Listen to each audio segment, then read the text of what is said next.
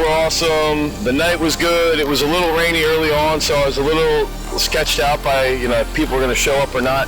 I had no idea what to expect.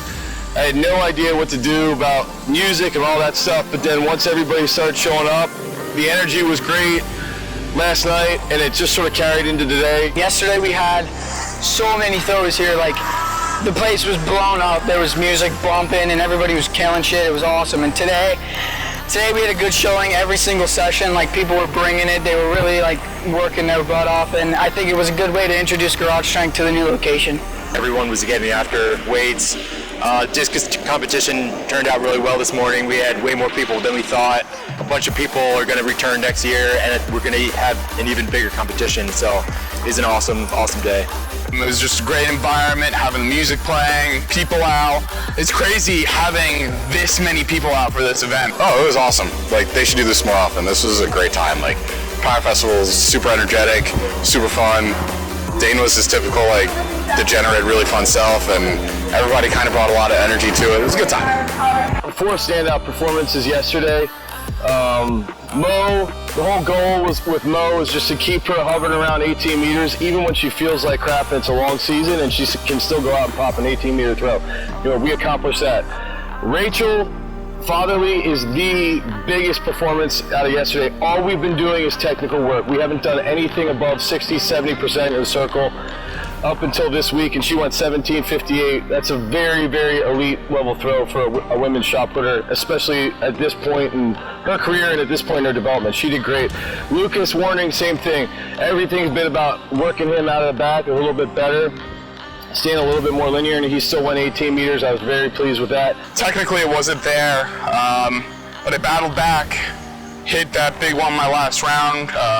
That's always a good sign when I can forget everything and come back that last round and do something. Trevor took a year off of training, and he comes out and he's throwing 2 meters further than he did last year when he stopped throwing at this time. So he did really great.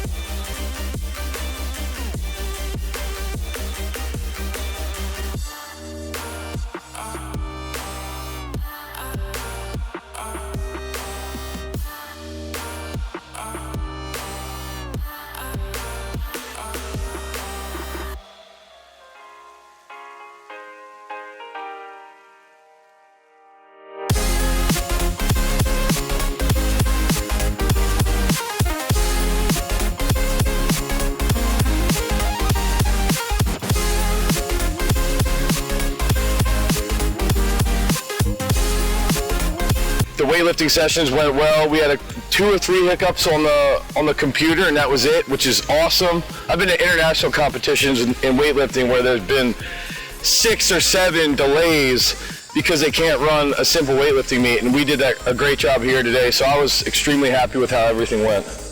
It showed a lot of heart in a lot of the lifters.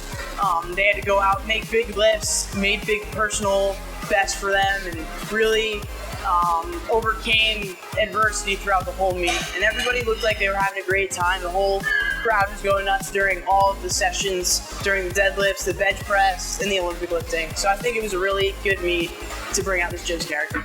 Haley's been working a lot of technique stuff. She just got back from a camp with Piros Dimas, 3-time Olympic champ, and Mike Catone, who's coached the only Olympic champion female weightlifter from the United States.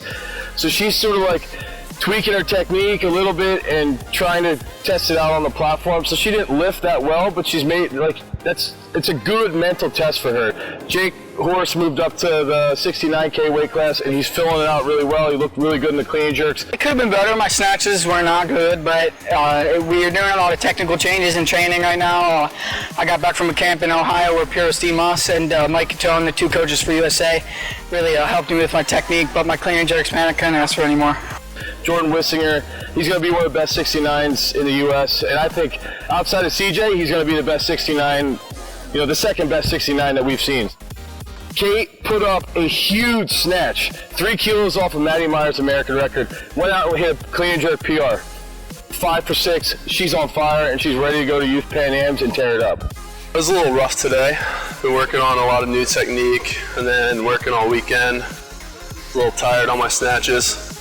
Overall 201's a clean and jerk, well, clean personal best, so can't be too miserable with that, especially jumping from 188. I think my performance yesterday was a really big underdog performance because I had to overcome missing my second attempt at snatch in 92 and coming back and hitting 94. And then on clean jerk, I missed both of my first two attempts at 110 and then 112, and I came back and hit 115 on my last attempt. So I'm really happy with the overall outcome. Now it's just going back to the drawing board and figuring out why I missed what I missed. But I had a lot of fun at the Power Festival, and it was a really good meet for me.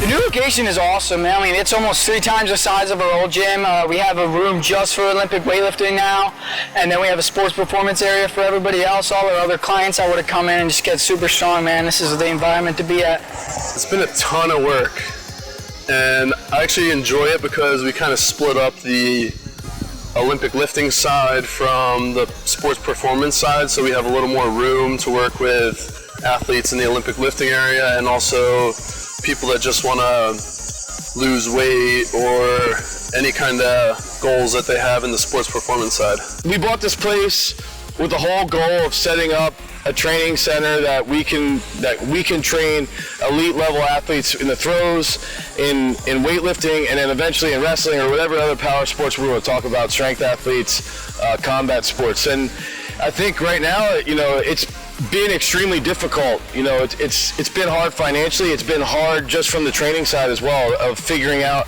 how I can budget my time to get both the sports performance experience and the weightlifting and the throwing experience. But the last month, we've really started to piece everything together. So I feel like everything's coming together, and we're going to keep improving and keep creating a better system.